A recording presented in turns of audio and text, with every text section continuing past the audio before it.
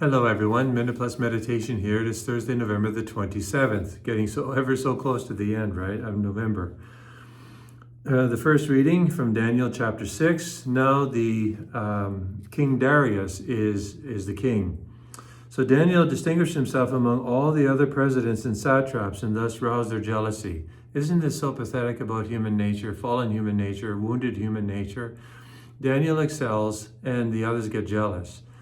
Because of their pathetic behavior, or maybe they were good, but they were not as good as him, Would they be willing to make the sacrifices that he did to be the good vessel that he was? Probably not.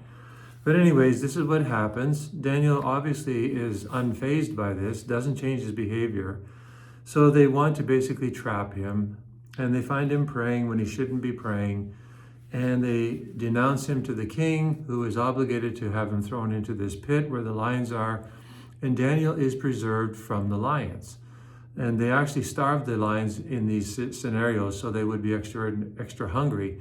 So Daniel is thrown into the pit and he's preserved because of his fidelity to God. This doesn't always work out this way, but God wanted to give us a teaching about this, that he will preserve us if we are faithful to him. He may preserve our physical integrity, maybe not, but he will preserve our whole being, our soul. And that's the most important thing. We'll get our bodies back.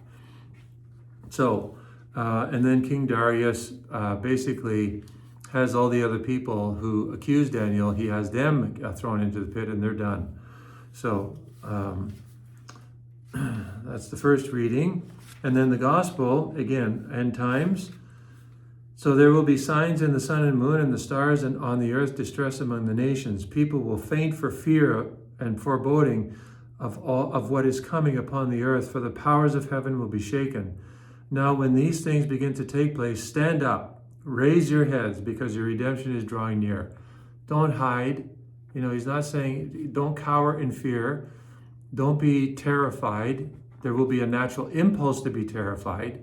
But I submit, if we take our Lord's advice, if we read his word, saturated, soaked in his word, if we are faithful to him in the sacraments, especially confession and the Holy Eucharist, if we perform these mortifications, we may be caught off guard initially, but we will adjust very quickly because our training will kick in. And we will do what Jesus said. We will stand up and raise our heads because our redemption is drawing near. That's because we want to be with Jesus.